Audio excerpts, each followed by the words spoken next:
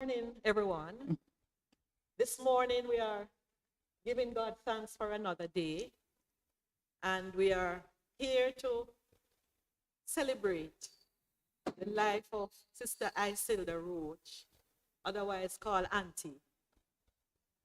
Auntie is a member of the Carpenters Memorial Church, and as far as I know, is the oldest active member in the Church of the United Brethren Conference, Jamaica Conference.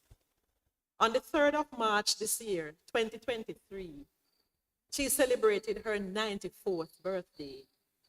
At this age, she is still coherent, still active, attending and participating in all activities at church and some conference events.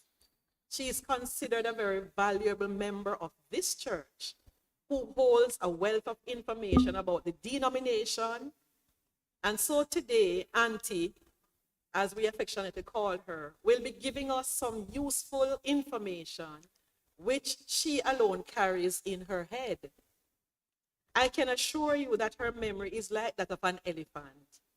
She remembers everybody's birthday, so much so that sometimes when she calls to wish happy birthday, the person didn't even remember. She remembers your anniversary. She remembers the license plate of the cars of most members of the church. Auntie is a person who gets called the most for telephone number of a member and is indeed a treasure. This interview will be looking at 3 specific areas. We'll be looking at her personal life and development, her role in the Church of the United Brethren in Christ, and the development of the church, including pastors who served in the various churches, especially the churches in the hills of St. Andrew. I trust that you will learn quite a bit as Auntie is here with her wealth of information that she is willing to share with us. So come along, journey with us as we will learn some of the very important things that you did not know about our dear Sister Roache. So Sister Roache, welcome. Thank you for accepting the invitation to sit with us this morning and to give us some of the things that we would really love to know about you. We see you with your bright smile, your pleasant countenance, and of course your disposition, your kindness, but we want to know more about you. And so this morning we want to thank you. First of all, Auntie, my first question to you is your personal life. I know you don't mind me digging into your business because we want to know about you. The first question I want to ask you this morning, Auntie, is where were you born? First of all, I must say good morning and thanks for the invitation to be here.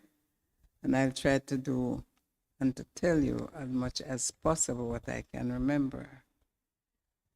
The question asked, where was I born? I was born in St. Thomas. And sorry, you were born in St. Thomas. Yes. Do you have siblings? How many siblings? How many children grew up in your home? How many of you? It was 4 of us, and I must say all of us didn't grow up together because I was with my mother for a while because my parents were not married. But my father married after I was born, maybe about 8 or 9. And then he took me from my mother. Okay. So I grew up with my father and my stepmother.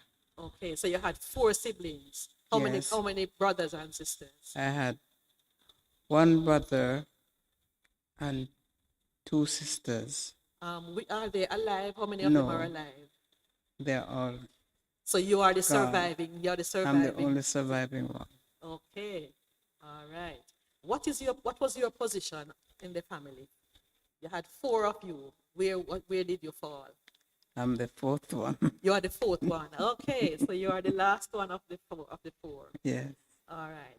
Now, who were the persons who were responsible for your early upbringing? You said you grew up with your mother. You were with your mother at first. Then you left to live with your father. Where was your father living? Not very far. It was in another district from where my mother lived. Okay. And so he supported me well while I was at my mother. But then after he got married, he think it best for me to be with him. And so he took me when I was 8 years old. At that time, I was attending the Morant Bay Primary School, or elementary at the time. All right. That was my next Yes. question. Where did you attend school? So it was a The Morant Bay Elementary School. All right. But then when I went to my father, I changed school because that was a little distance from where we were living. Went to a nearer school. It was Wilmington. Wilmington. Yeah. Wilmington Elementary. Elementary school. Okay. Yeah. All right. So now you lived in Saint Thomas. How did you come to be in Saint Andrew? After school, at least I must say that I went well in school, but things weren't going so well after I became a teenager of 13.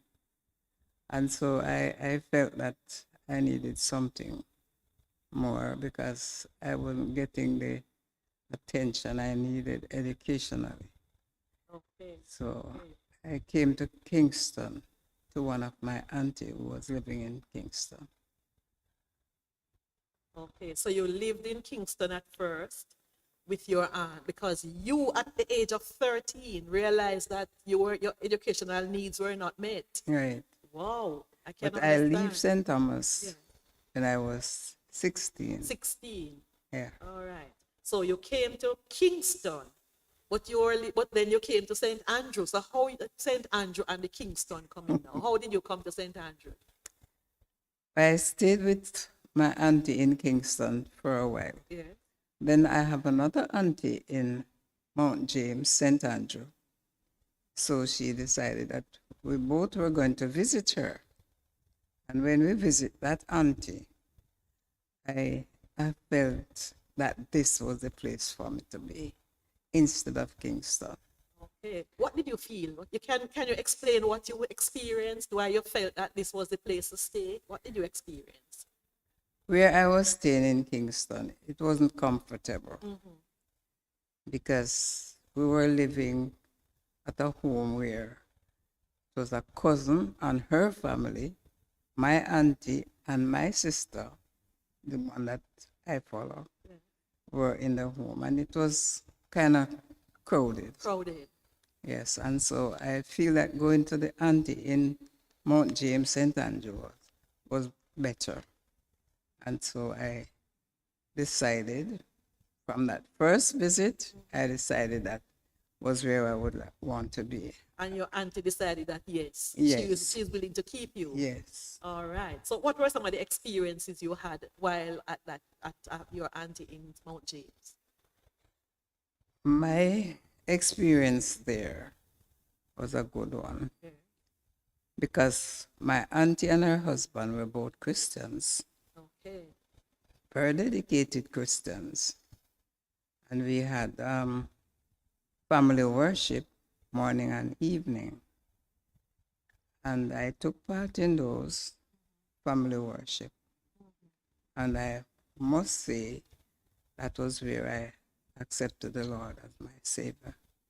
So the Lord had a plan for you. Oh, yes. The Lord identified you from very early. Yes. And so the Lord took you out of Kingston, brought you up into the hills of Mount James in St. Andrew, and there you accepted the Lord Jesus Christ. Yes. And after accepting the Lord Jesus Christ, of course, you were living in a Christian home, so you got guidance, Yes. and you were able to move on. So where did you attend church? I attended a church in Mount Pleasant, which was a mile from where we were living. But that distance wasn't anything for us to walk. So I went there with my aunt and others in the home. And I explained to the congregation, because a small congregation was there. Yeah. And I explained to them that I've accepted the Lord and I want to move forward into baptism. But in those days, they don't just take your word for it like that. They have to make sure that you really met with God. Okay. And so I had to be in the instruction class. Now we call it counseling class. Instruction class for quite a while before baptism came about. Okay. So that was a good move, because then you were able to fully understand the decision you were making. Yeah. And that sort of propelled you to say, yes, though I am saved, I know I am saved. Yes. But they wanted to make sure that you were not just saying it, but actually there was some working out, the manifestation of what you had done. And so after baptism, did you continue at that church? I did. At that time, I don't know if I'm going too fast, but the ministry there that was under the leadership of the person who gave the place for worship was Theophilus French. Yeah. We call him Deacon French at the time because he was the one who was carrying on the work. But by the time I get to the point of being baptized, the ministry was taken over by the late Reverend J.B. O'Sullivan. Okay. So it was now United Brethren Okay, in you Christ. come right to the point where I was going to ask you now. So now, you actually met Reverend J.B. O'Sullivan. And he was the one now who took the church from Pastor French, from Deacon French. Yes. And the church was now Church of United Brethren in Christ. Yes. What can you tell us about Reverend J.B. O'Sullivan? What do you remember about J.B. O'Sullivan? Well, what I can remember is that Reverend J.B. O'Sullivan came to Jamaica through the providence of God. Yes. Because he was on his way to the Bahamas to establish the United Brethren denomination. But he had a shipwreck. Yes. And landed in Jamaica. And when he came to Jamaica, as I was told, he stayed with his brother-in-law and sister. And then he came to Golden Spring, where So where was he? Where in Kingston? Where did they come? Constant Spring. In Constant Spring, Constant Kingston, Spring. in Constant Spring in Kingston. Yes. Okay, and he came up here. Yeah, he came to Golden Spring because his mother was in Golden Spring running a school. Yes. No, it was called Faith Home. And because he came to the Golden Spring area, he was looking somewhere to establish the United Brethren denomination. And so he came in this area of Golden Spring and he started to have like Bible study and prayer meeting at the government center, community center. The community center. That's where he started in Golden Spring. And from there, he wanted to find a suitable place to have a building for church. And I was told that he contacted Mr. Carpenter, who at the time was the owner of several of the property in Golden Spring. So a part of the property was sold to small farmers and the government. but he kept one piece for himself. And this is the part where we are, near to the road, Yes. and a big, that's nice property. All right. And So, Auntie, before we get to the Golden Spring, you said that Reverend O'Sullivan went up to Mount to Mount Pleasant, and there he took over the church that Deacon French had. yeah, That is now the Mount Pleasant Church, which is the first church. So First that is how church. that is the first church, because that's the Yes. first church that he established. Well, he took that church and he named that the Church of the United Brethren. Virgin.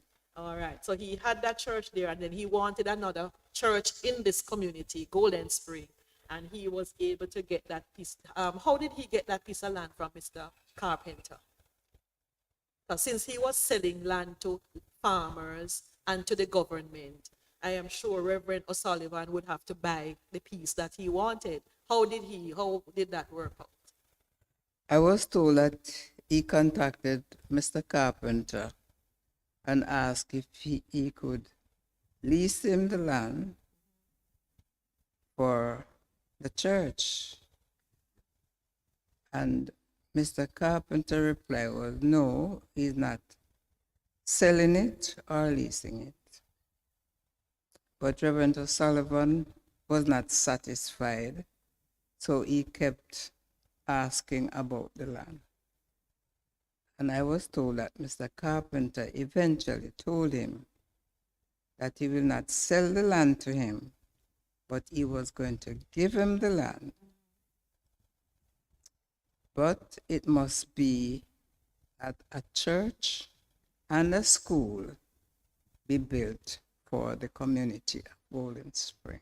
Okay, so he said, I am not going to lease you, I am not going to sell you, but he ended up giving him the land. And that piece of land is this property that we are on here now, Yes. where we have the church, we have the parsonage, and we have the community, the school. All of that was given to Reverend J.B. O'Sullivan because of his persistence. Yes. He said, I need this piece of land. And God would have it that he got the land. All right, good. So, how did you get involved in the ministry? Because you were at the church in Mount Pleasant at that time. So what was your role in the ministry now? What did you do as a member of the church there? At Mount Pleasant, shortly after I was baptized, and I must say I was among the first batch of candidates who Reverend O'Sullivan baptized at Mount Pleasant. And then I get involved in the ministry there. We had Christian Endeavor. Now the name has been changed twice. Yes. Yes. But I was there, secretary of the Christian Endeavor, Young People's Movement, and also in Sunday school. 2 years after I was baptized, I was elected Sunday school superintendent and involved in the ministry there. And as a group of us from Mount Pleasant, we used to come to Golden Spring some Tuesday evenings to help in Bible study and prayer meeting at the community center where Reverend O'Sullivan was now starting the ministry in Golden Spring. So you traveled from Mount Pleasant to come to Golden Spring. How did you travel? Because I'm sure there were no JOS bus, there's no cars. So how did you travel from Mount Pleasant, which is a good journey, Yes. to Golden Spring in the night? We walk. You walked. Yes. Wherever we were going, from Mount Pleasant to Golden Spring, You had to walk. had to walk. You had to walk. Because at one time, when we have baptism from Mount Pleasant, we come to Golden Spring, and they were baptized in the Wagwater River. In the Wagwater River. Okay, that's the river that runs behind the Yes. church. But I was baptized at Mount At Mount, James. at Mount James. Yeah. Okay. All right. So that is your early start in the Church of the United Brethren. All right. So you started with being the Sunday school superintendent, and you were also secretary for the Christian Endeavor. Yeah. You, as you continued in the ministry in those two aspects, coming to Golden Spring and being at Mount Pleasant, I understand that you were also a pastor at one stage. Yeah, Yes. I was. Can you give us some information as to how that came about? Well, from the Mount Pleasant Church, I went to the Jamaica Bible School. Oh, you went to Jamaica Bible School. Okay. Yes, a group of us from Mount Pleasant went to Bible school. And when I graduated and came home in 1959, 1959. I graduated, came home and was asked then to work with the school that was now established in Golden Spring with the boarding girls. Come again. So you said a school was established. That is J.B. O'Sullivan, Reverend J.B. O'Sullivan established a school in Golden Spring. Yes. All right.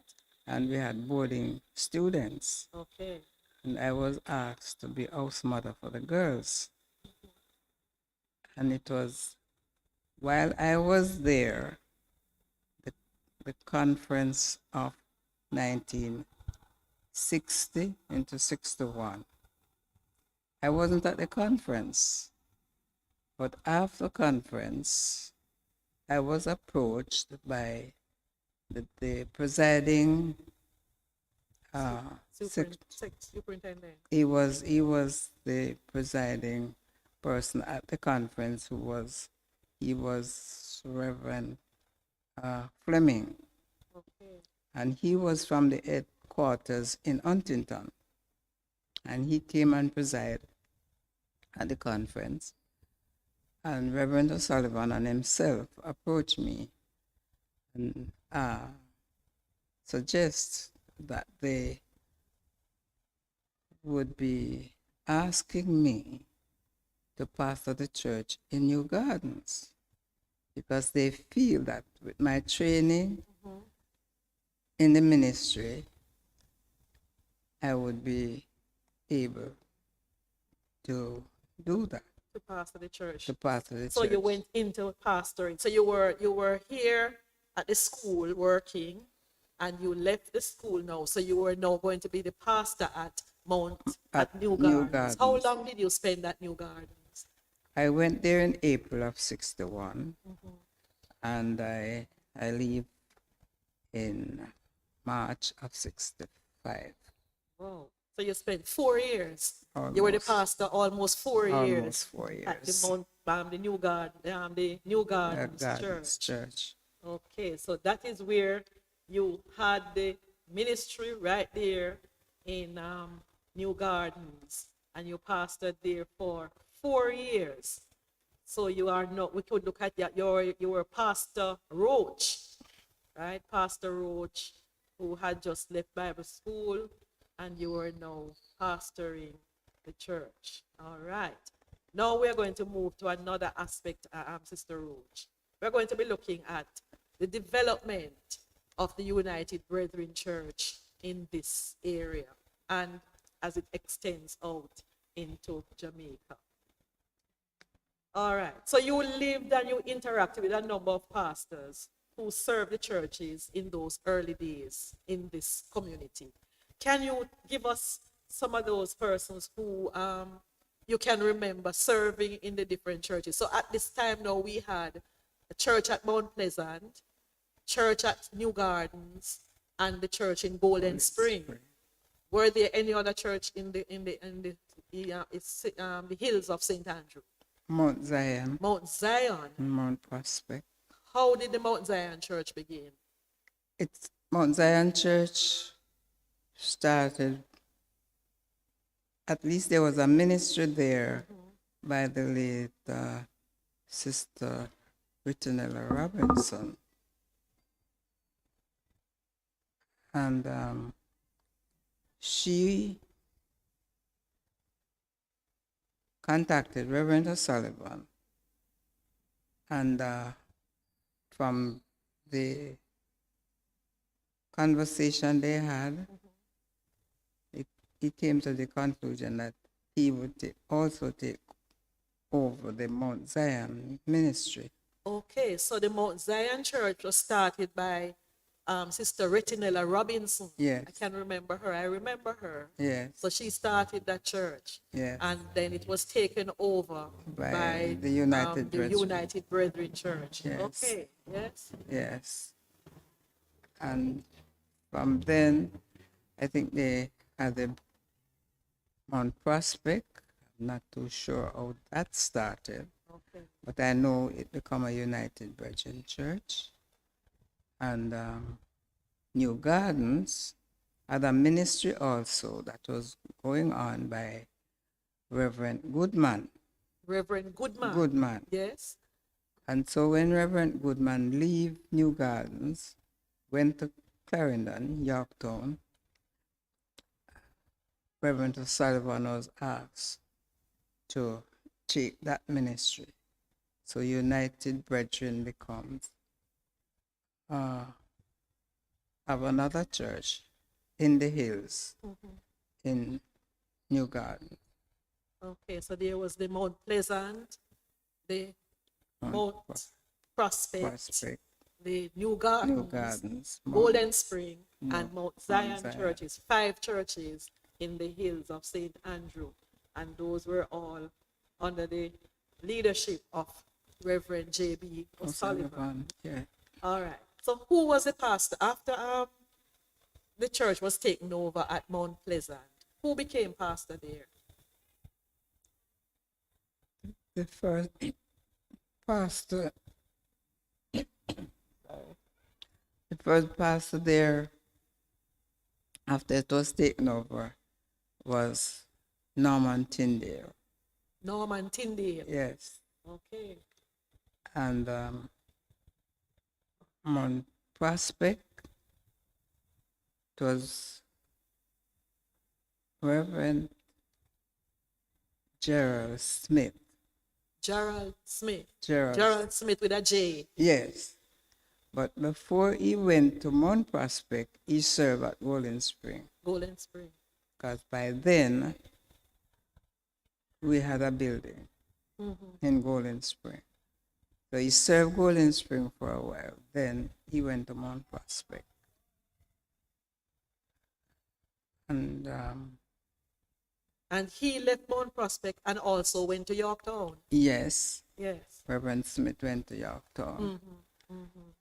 And So Reverend Goodman went to Yorktown to start Yorktown. yes, he started a ministry in Yorktown. Yes.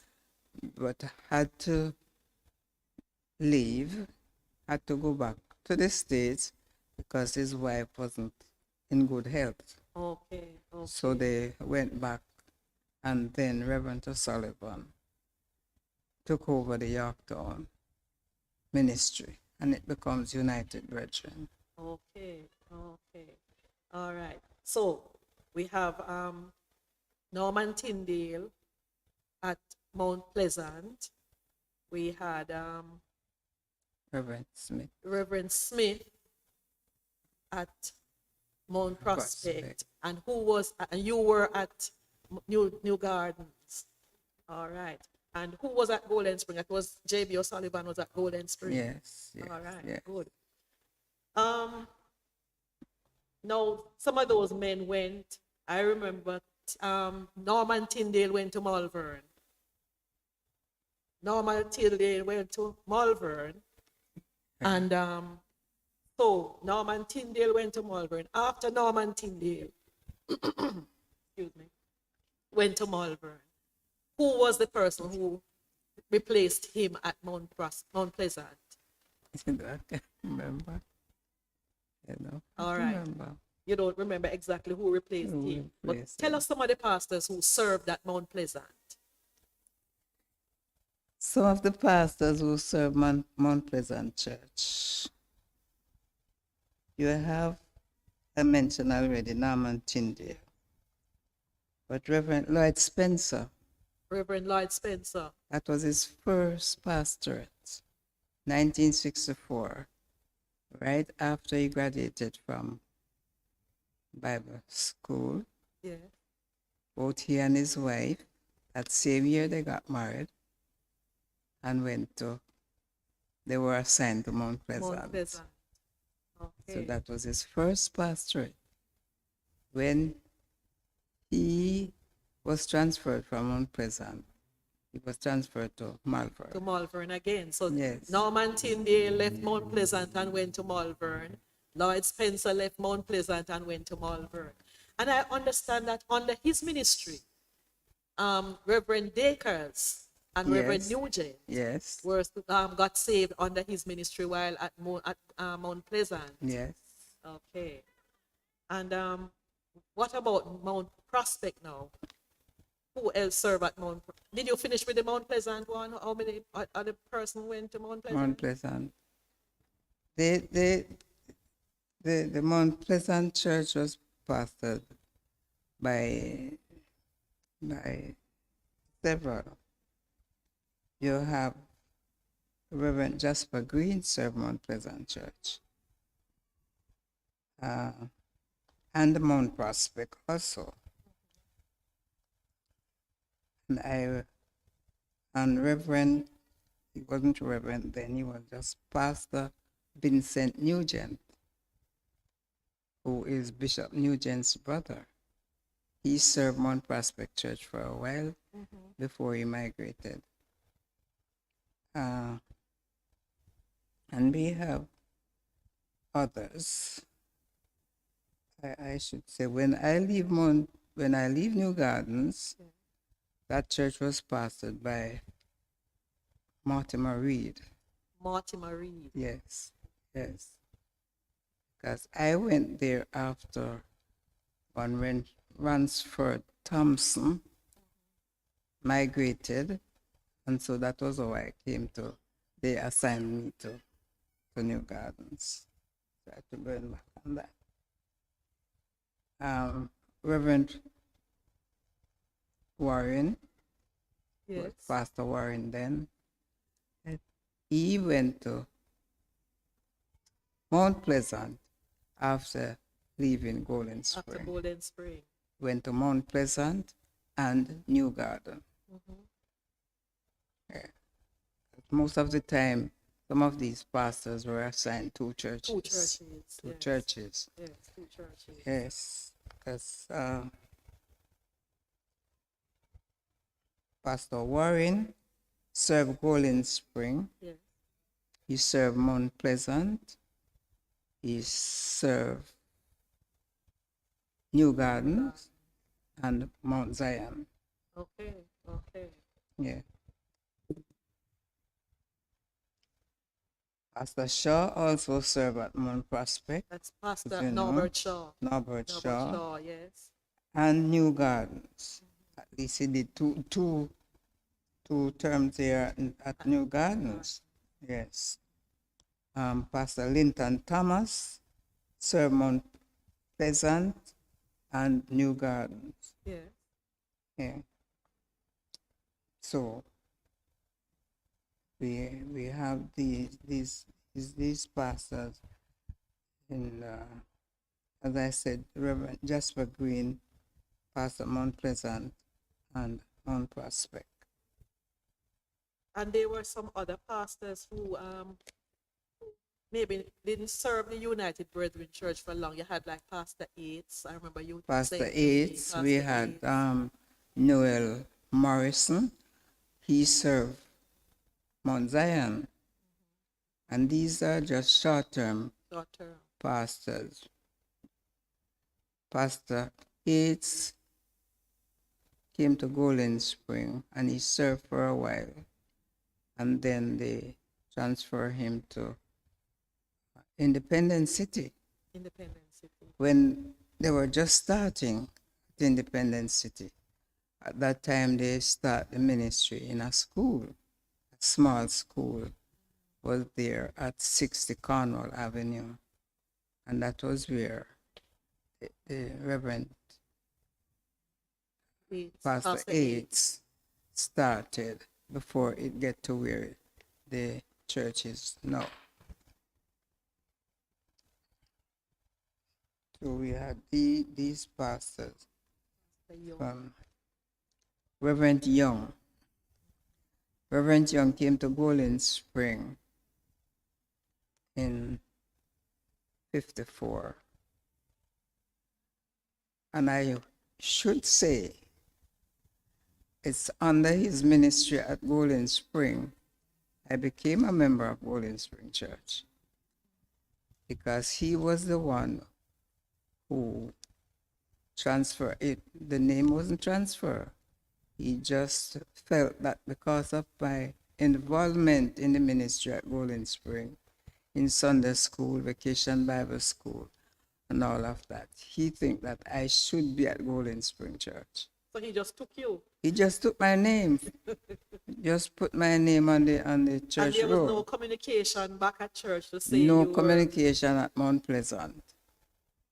Because of that, Pastor Green was at Mount Pleasant, Yeah. saw my name up there. I know it was down here at Golden Spring, and asked me which church I belonged to. So I told him how it went, that my name was at Golden Spring. And so that was how my name removed from Mount Pleasant, to Golden Spring. It was under Reverend Young ministry. Okay. After And you had other Basil Fraser. Basil Fraser,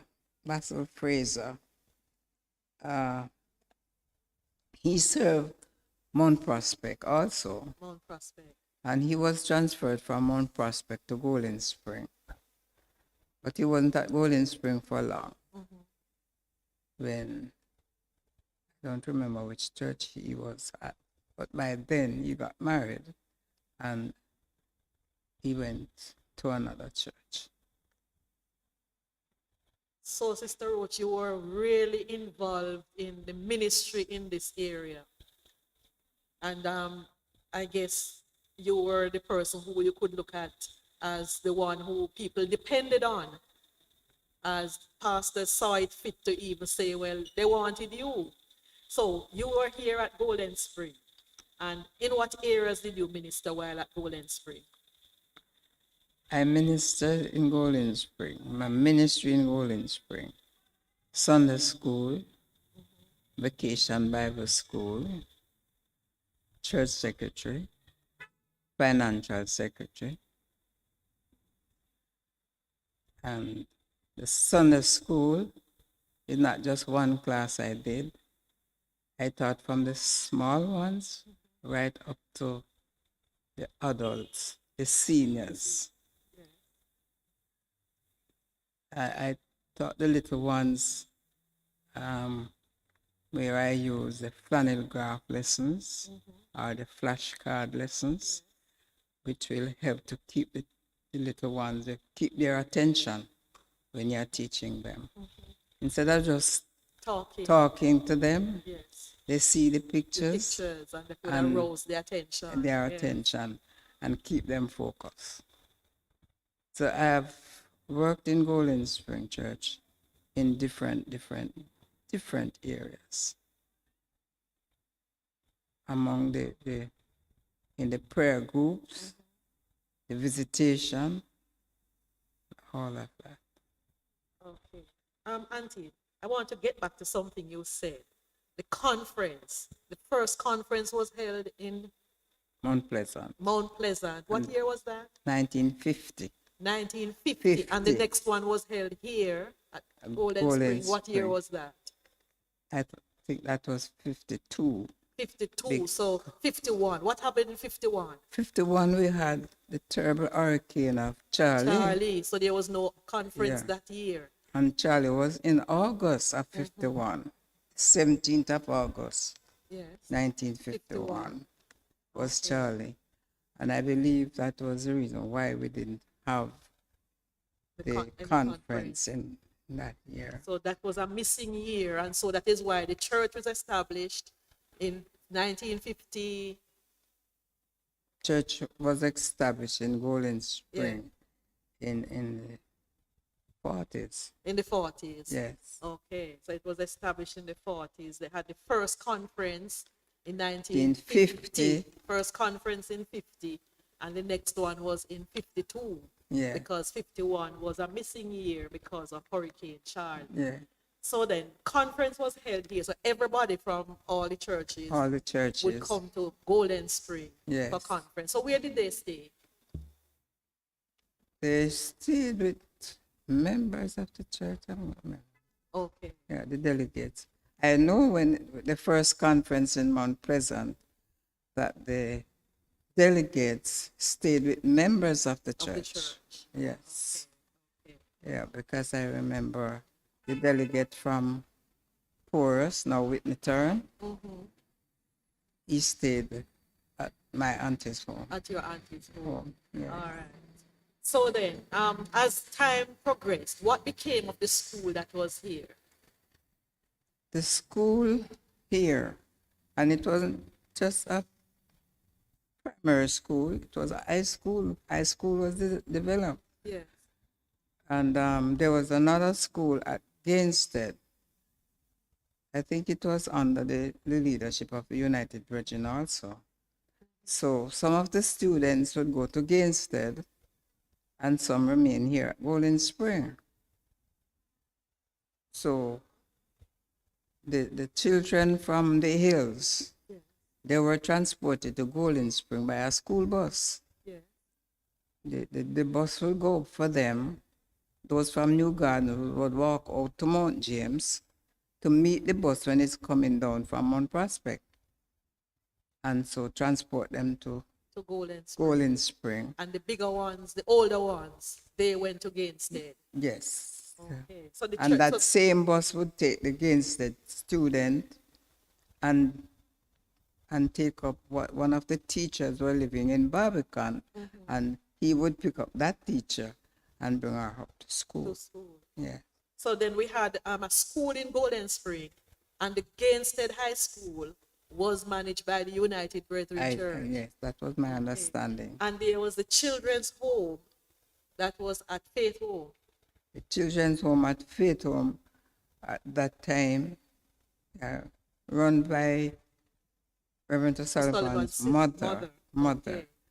Yes, and some of those children would come down to school they here. come to church too. And to church. Sometimes. Okay. Because they had their own church building up there too. So this is information, Auntie, that none of us here have that kind of information that you have. And we really appreciate the fact that you have a wealth of information and you are willing to really give to us this, as we would call it, hidden treasure. And no information, no history is better than history spoken. Because sometimes people will write it down and they miss information, but you have that information right here with you. So you were involved in so many areas of the church life, and the development of some of these churches can be attributed to your dedication to serving the Lord and to mankind, because you had an interest in the souls of lost men and women. At 94, I'm sure you can't explain your longevity, but you can talk about God's faithfulness to you. Yes. And we thank you, Auntie, for your time and the wealth of information that you have given to us today. And we pray that God will bless you as you continue to labor, because you are still laboring here at Golden Spring. You are still involved. And so we give God thanks for you.